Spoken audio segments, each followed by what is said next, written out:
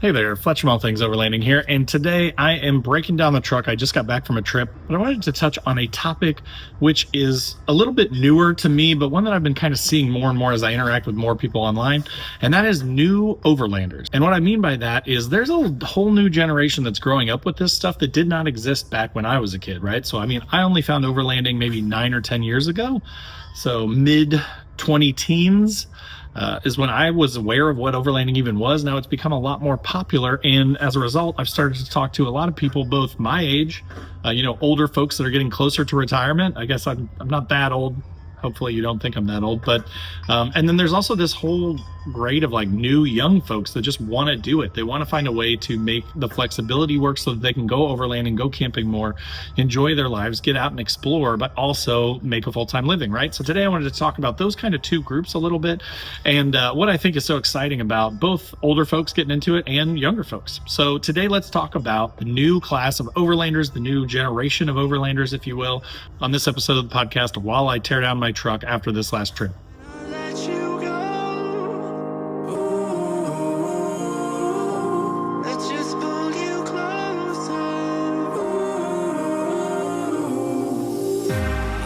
Understand where it came from, but you got it, my got it. It began in the land of the sandstorm. I fought it, though I wanted everything to do with what you give to me.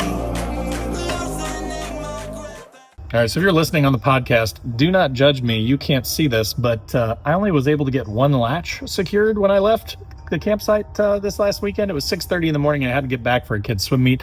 So I just got the one done, and then I came home. I'm trying out a new mattress and it's pretty thick, so couldn't get all my bedding to fit. But anyways, I'm gonna open it all up and let it air out now because we got some snow last night, but now it's a little bit nicer. And I need to let this thing air out because it got pretty wet. But so again, today we're gonna be talking about this new generation of overlanders. And as I mentioned, that could include young folks.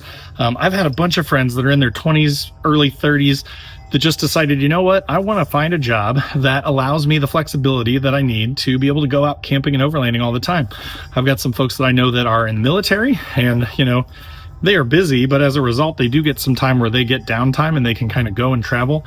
They also get to travel because they're in the military, right? So one of these folks is local here to me, and he's getting ready to go out west to like the Pacific Northwest area. He's going to go there with the military, but he's got a Jeep, he's got a rooftop tent, and now he gets to go out there and check out a whole new part of the United States, which for me, as someone who's kind of stationary with family around and stuff, I just don't get to do, right? So I think that's cool that there are younger folks figuring that stuff out, finding out ways to get out and explore and make it part of their lives instead of just a hobby. So, that's one thing that you have to think about, whether you're young or old, is how much of a priority is freedom and exploration to you, right? If you like to be a stay-at-home person, I actually am pretty sedentary most of the time, but I do love to get out. I don't feel like it's work to go out and, process firewood and chop up firewood and have a fire. For me, the payoff is worth the work, but it's not for everybody, right? My wife is a good example of that. She has absolutely no interest in going out. She thinks that it's stupid to have a nice, warm, heated house and to go out and go camping when you could just stay at home, right? So while we let that mattress air down a little bit, let's talk about the older generation. So, as I mentioned, I found overlanding, let's say 10 years ago when I was mid-30s. And back then I did not have a lot of money, none at all. I drove a really old Xterra with about 100,000 miles on it, and I loved that truck. It was fantastic. Got me into the hobby, didn't cost a ton of money, and was able to be used as a hobby vehicle for a hobby, right? That's also somewhat practical. I could use it in the winter. I did use it as a daily until probably 3 or 4 years into ownership of that vehicle. But now that I've gotten a little bit older, not that I'm making a ton of money by any means, but, the wife and I both work. We've got enough money that I can at least select some hobbies that I can spend money on. And then that allows me to get out more. Like, a good example is sometimes I will ping younger folks and be like, hey, do you want to pop this weekend out to Wisconsin, over to Missouri, go up to Michigan, go down to Kentucky? And a lot of the times they're like, well, I don't know, that's a lot of gas money and it's going to cost me food and there's going to be things involved with that. And with those little expenses now in my old age, I don't think about that quite as much. So, as you get older, you start to get a little bit more independent, you start to get a little bit more comfortable, at least with your expenditures, and knowing that you've got a little bit of extra money that you can use for things like trips and adventures and going out and exploring. It just makes it easier for older folks like myself to find their way into overlanding. Now, I also want to say, regardless of your age, right, there is probably a maximum cutoff and a minimum cutoff. Obviously, if you can't drive, my youngest is 13 years old. He can ride with me, he can go on trips, but he's not going to be driving, he's not going to be going anywhere on his own. He's too young.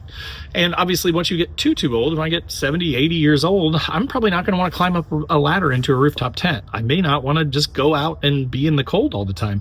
That may not be as appealing to me. So again, you kind of have to time that out, whether it's your younger years or your middle-aged years, because once you get to those older years, then it's going to kind of eliminate a lot of the stuff that you may be able to do. Now, you could get a pull-behind teardrop or a camper or something like that. You can make adjustments to make yourself more comfortable. But, all of it is a little rough and tumble. There's definitely a lot to be said for the challenges of, having to get out, process wood, be on trail all day long for 8-10 hours at a time, get kind of beat up by that. It's kind of exhausting, right? And especially if you can't sleep, if you have trouble sleeping in tents and things, if you don't get something that's comfortable enough, like the right mattress. I love my Hest mattress, but even with it or without it, sometimes I just don't sleep well through the night when I'm out in the woods. There's too many noises, too many distractions. The wind will blow through and it'll wake me up. So there is a challenge to that, right? Like, you want to get rested on the weekend, but you go out, and especially as you get older, maybe you don't sleep as well, and then you come home and you need another nap or a vacation away from your vacation, right? So there's definitely something to be said for different ages and the benefits of it. I would say, looking back now, if I was financially able and had the flexibility with my job, I would have loved to have found this when I was 22, 23, fresh out of college, maybe recently married. I think the wife and I could have had a great time exploring the western part of the US, just kind of getting out. If we had a job that was remote, which my wife works remote and I largely work remote, I have to go to the office once or twice a week. But if we had that flexibility when we were younger and enough money to make it make sense, then I kind of wish that we would have known about this back then, because I think that getting into it young is your best bet, right? Like, you're so much more willing to do things. You're so much less tied down. If you have the financial ability to do it, I would definitely recommend getting into it as young as possible. But again, the unfortunate reality is that most of us just aren't able financially to do that, right? So again, you may have to wait until you're a little bit older, wait until you're in your 40s or 50s, and then that's when you kind of get into it. But I tell you what, do not sleep on it, right? Like, don't say, well, now I'm too old and I don't want to get out. Again, as long as you're physically able, I think you should do it. I have definitely taken some spills and things after some bourbon that probably are not the best for me, but they kind of keep me a little bit young. And you've got to be careful, right? You got to be smart about it. Again, I'm not going to be running laps or running marathons or anything like that, but I can definitely get out and hike in the woods. I can process firewood. I can get a fire going. I can, set up my tent, tear everything down. Even in the dead of winter when it's super cold, I can get all that stuff done pretty effectively, regardless of being 45. And again, I'm jokingly talking about myself as being old because I feel like I'm old and I look like I'm old, but I feel also in my bones like I'm 27 years old, but just not as fast as I used to be. So, definitely get out when you can. Now, as far as the types of people that are getting into this and their vehicles, I won't go too deep into this because I've done other videos and podcasts on different vehicle selection and stuff. But as always, I will harp on this until the day I die. Do not think you have to wait for years until you can afford a Tundra, Tacoma, brand new Frontier. Like, you don't have to get a brand new lifted 4x4 and then dump tens of thousands of dollars into it. Get out with what you got. Start with that Prius. Start with that sedan that you've got. Start with that small SUV or Ford Escape or whatever you've got. Do not let the haters online talk crap to you. Don't let them say that's the wrong vehicle. You shouldn't have done that. Because again, a lot of those people, I see people with Honda Elements, the little 2-wheel drive SUVs. Some of them are all-wheel drive, I think. And they're getting out there in those things and building in bed platforms in the back and doing all kinds of cool stuff, and probably doing more than those people that are talking crap on the internet and saying you should have picked a different rig. So again, don't let everybody else's opinion sway you. Don't let the fact that you maybe don't have the most off-road ready vehicle stop you. Be careful though. Of course, I'm not recommending you go out and run rim rocker or whatever in your Toyota Prius, but be smart about it. Select trails that fit for you and fit for your vehicle, and then go with friends. Make sure that people know where you are. Make sure that you've got comms and ways to get in touch with people. Make sure that you've got first aid, all that standard stuff. But again, don't let that limit you either. And as far as money goes too, right? Like, when I was younger, my whole life I thought I got to get to $75,000. I got to get to $100,000. I got to get to $150,000. I have to make all this money every year. And then you just find yourself working 50, 60 hours a week, and you're never quite attaining those goals that you've arbitrarily set for yourself, right? And as a result, then I never spent any money. We're so cheap. We never went anywhere. If we went out to dinner and it was more than $80 for my wife and I, I'm freaking out, right? I'm just like, oh my gosh, this is terrible. Think about it and prioritize it.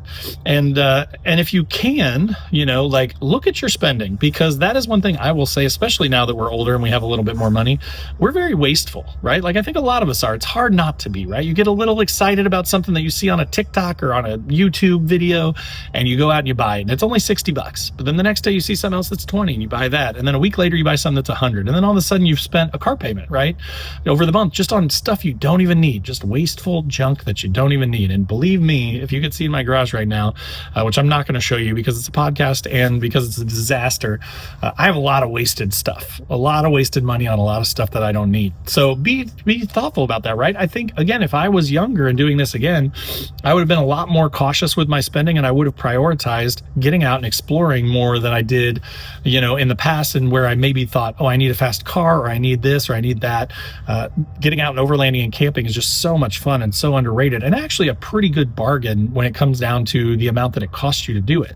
So that's the other thing too, is if you can be smart with your expenditures, if you can kind of prioritize spending money on the right things, meaning things that really have an impact on your life, right, that allow you to have that freedom to get out and go and explore, then you could do this a lot easier than I think I ever thought you could. Even up until today, I still am like, well, I could never leave my house. I could never, but I know people that have sold their houses and bought a really nice rig or a camper, and they just travel, and their job is remote, and they're able to do that, and they're in Baja, and they're, all over the US. They're just going all over the place and having a great time. So you can do it. If you prioritize it and if you focus on it, you can definitely do it. Whether you're a young person or an old person, does not matter. Whatever your rig is, does not matter. If it's something that's important to you, if you want to try it out, start slow, go out on a few trips, make sure that it's for you. And then once you determine that, become one of those new gen overlanders, right? Young or old, become a new gen overlander and get into it. So that's going to do it for this episode. I wanted to keep it kind of short, but I just wanted to touch on this topic because I thought it was interesting. I'm curious to hear what you guys have to say, though. If you're on Spotify or if you are on YouTube, make sure to drop a comment down below with what you think about this topic. If you are a young overlander or an old overlander, if you disagree or agree, I'd love to hear from you guys. As always, there will be links in the description below to all my other social media platforms, Facebook, Instagram, LinkedIn, wherever. If you want to come follow along, I'd love to have you over there as well.